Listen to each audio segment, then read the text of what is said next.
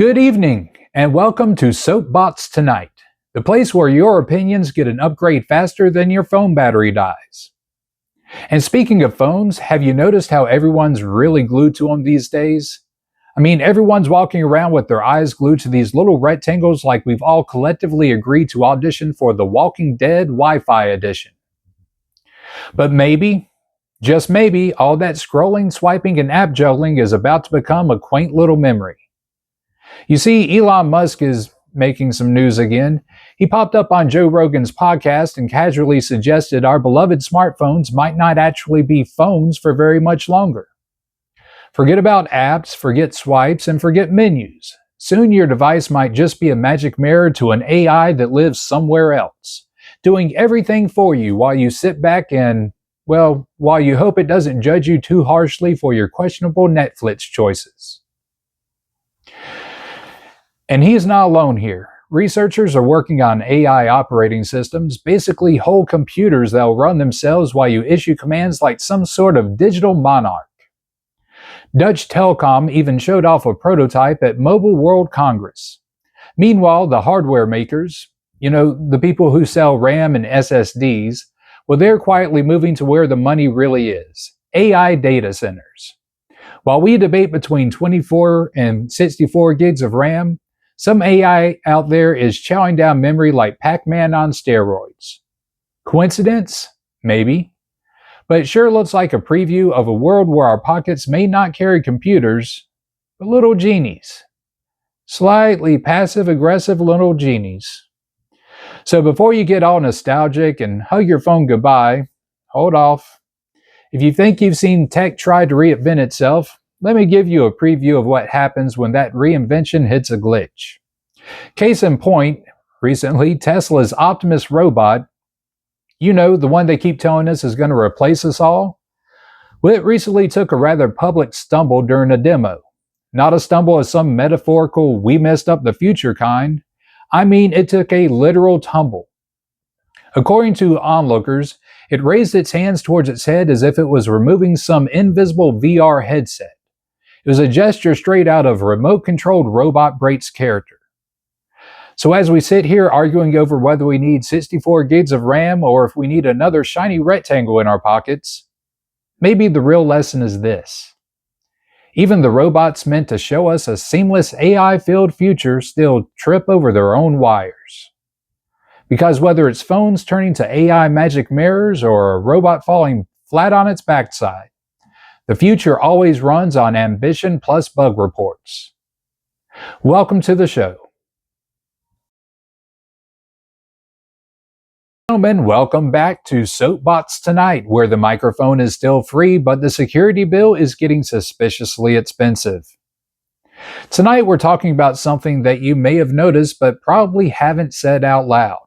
The cost of speaking up in America is rising, and not metaphorically, literally. Physically and financially. If you're a public figure with the approved opinions, then congratulations, you get a podium, a hashtag, and a corporate sponsorship. But if your views lean even slightly right of center, well, my friend, suddenly you need a security detail, a perimeter, a threat assessment team, and a waiver that probably says something like, in case of mob, stampede, or fire, you're on your own. And there's a bigger picture here. This is not just about one speaker, one event, or one tragic case in the headlines. This is a larger pattern in Western societies where the institutions have stopped doing their job. Let's break it down a little bit further. I'm sure you've heard the term heckler's veto. But here's what the heckler's veto really is. It's when the mob has more power than the police. It's when a university says, we support free speech, but we're canceling the event because the angry people said they might get angrier. That is not neutrality. That is choosing the mob over the speaker. And every time an institution folds, the mob learns a very simple lesson. Threaten harder next time, you'll get your way again. That's how the price of speech goes up. So let's take a quick detour through history to see how this has played out before. First of all, the Weimar Republic in Germany. Between the wars, mobs shut down political meetings, cops could not keep order, and moderates were squeezed out. When a democracy doesn't protect speech, extremism fills the vacuum. We saw it again in Northern Ireland's Troubles. Every speech was a risk, not because of the speaker, but because any group hostile to what was said could threaten violence, and institutions would just, well, they would cancel the event. It's happened in our own country before in the 1960s US campus issues. There were sit-ins, there were shutdowns, there were occupations. It was the birthplace of the modern heckler's veto. Then there was China's famous Cultural Revolution. It was a different scale and a different ideology, but it was the very same mechanism.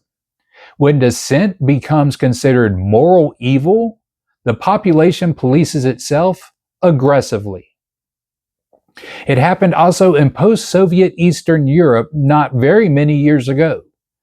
There, free speech existed on paper, but if you angered the wrong group, well, good luck. The law might not help you. These are identical to America today, but the logic, the method, and the pattern, these are absolutely familiar. And this conversation does not end with campuses or corporate boardrooms. Whenever a society builds a culture where certain viewpoints must be suppressed, we inevitably create blind spots. Those blind spots don't stay confined to the seminar hall. They spill into law enforcement, public safety, and ultimately the streets.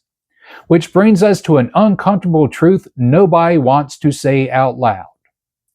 If you run good cops out of the job, like we've seen happen over the past decade or so, the only people left willing to be cops are the ones you should be worried about. We've spent the past several years now hearing police are corrupt, police are racist, police are the problem. And then we act shocked when cities couldn't maintain order. They couldn't protect speakers. They couldn't prevent mobs from deciding who gets to talk. When you delegitimize the people responsible for public order, you don't get utopia, you get chaos. And in chaos, the loudest group writes the rules.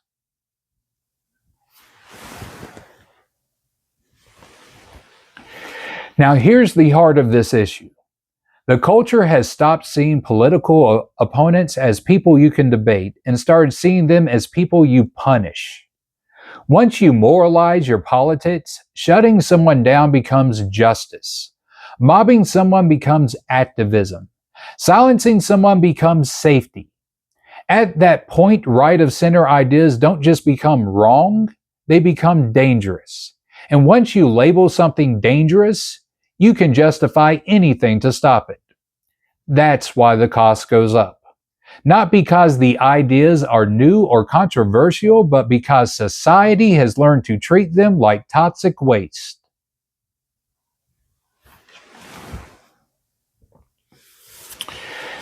Now, the big question is, where does that leave us? Well, it leaves us here. A country where some people need private guards in order to speak. A country where some universities choose protesters over speakers. A country where corporations bend the knee to whatever ideological fad protects them from PR blowback. A country where mobs act like miniature governments. A country where rights exist only as long as they don't inconvenience the loudest activist. This is not sustainable. Not for a country, not for a culture, and not for any civilization that wants to remain free. Because freedom of speech doesn't die in a courtroom, it dies in a price tag. And today, that price tag is climbing. If you want a society where only one set of ideas can be spoken without fear, congratulations, you're well on your way. But if you want a society where disagreement is normal, where debate is allowed, and where the public square belongs to all citizens, then we all, every one of us, must reject the heckler's veto, demand that institutions defend speech, and insist that threats were never rewarded. Freedom survives when courage is cheaper than silence.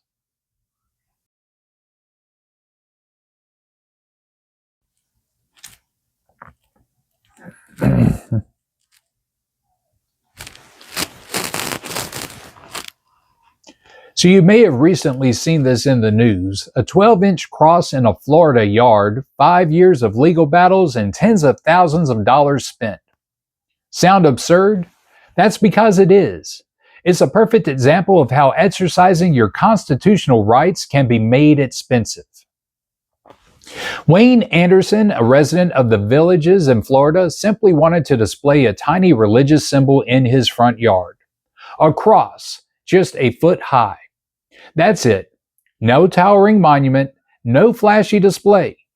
But in 2019, an anonymous complaint triggered a notice from the Village Community Development District 8, essentially a government entity with HOA-like authority over the neighborhood.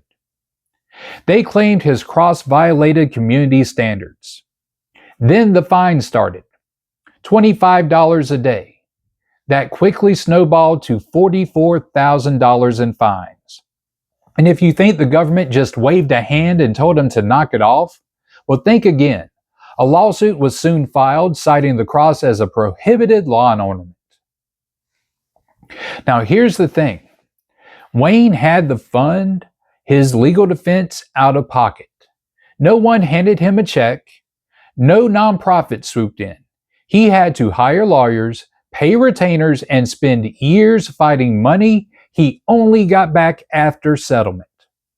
And that's the reality for most people. Put yourself in his shoes. Could you drop $50,000 defending a tiny cross in your yard? Most Americans simply can't. That's the modern chilling effect. Rights are only real if you can afford to fight for them. So after 5.5 years, in this case, a settlement was reached. The CDD agreed to pay $173,000 in legal costs plus $70,000 to the Andersons. The cross is allowed to stay, but with a caveat. It could only stay if it was then attached to a planter. Notice what that means. There's no judicial ruling saying, hey, you have a First Amendment right to display a religious symbol in your yard. The government didn't lose, and they didn't admit any wrongdoing. The principle was not affirmed. The cross stays, but only on their terms. And this is why it really stings. The workaround preserves the authority of the CDD and leaves the constitutional question unresolved. Other residents now see the fight, the fines, the stress, and many will never risk standing up for their rights. This tiny cross tells us a much bigger story. Financial pressure can be weaponized to suppress free speech and religious expression. Government-adjacent entities like CDDs can quietly enforce compliance without facing real constitutional limits. And outside advocacy, almost non-existent when the values at stake aren't aligned with the priorities of the major civil liberties organizations. In short, freedom in practice often depends on your wallet, not your rights.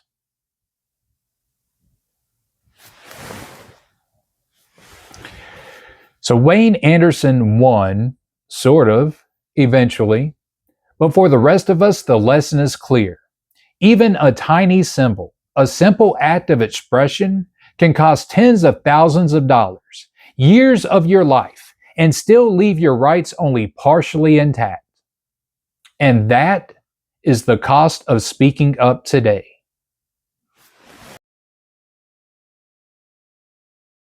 Just when you think people are too afraid to put a tiny symbol in their yard, here comes Danielle, a Disney pin collecting, Lego building, patriotic powerhouse, reminding us all that sometimes standing up for your rights is simple, if you know them. Danielle lives in a condo, she loves her country, and one day decided to display a small American flag behind the glass of her front door.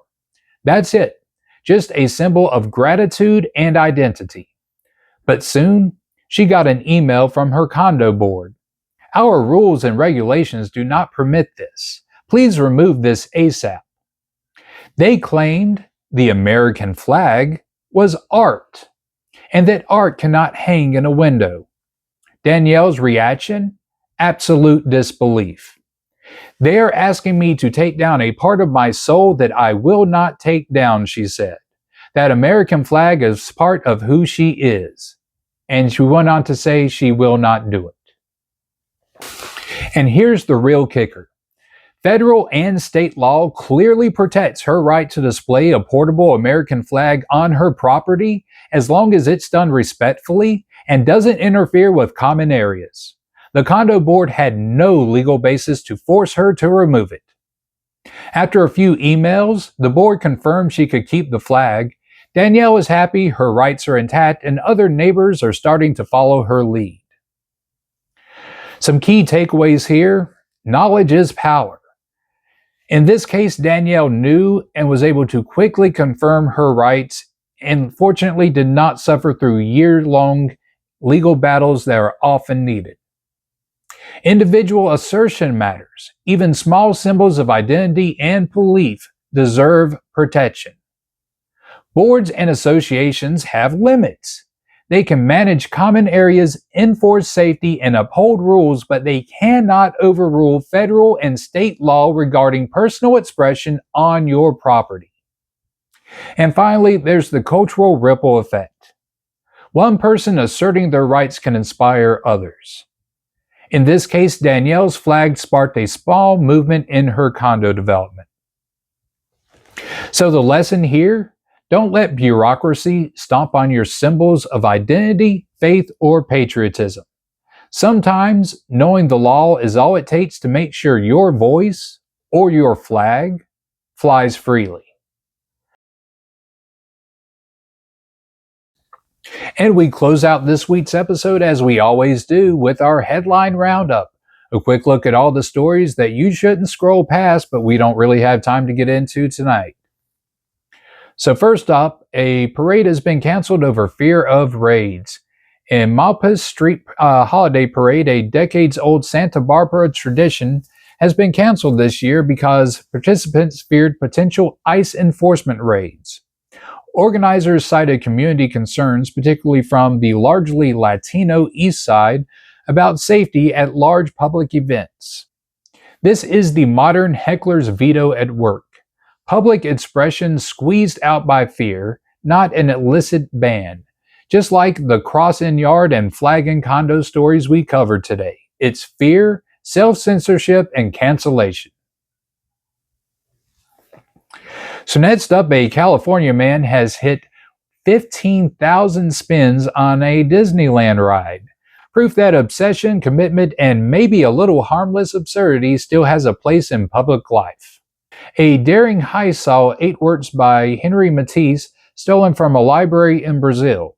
Cultural theft reminds us that public treasures, art, expression, symbols are sometimes as vulnerable as individuals asserting their rights. And our last headline for this week, a British man's garden shed reportedly hit a top speed of 123 miles per hour. And that's our show for this week.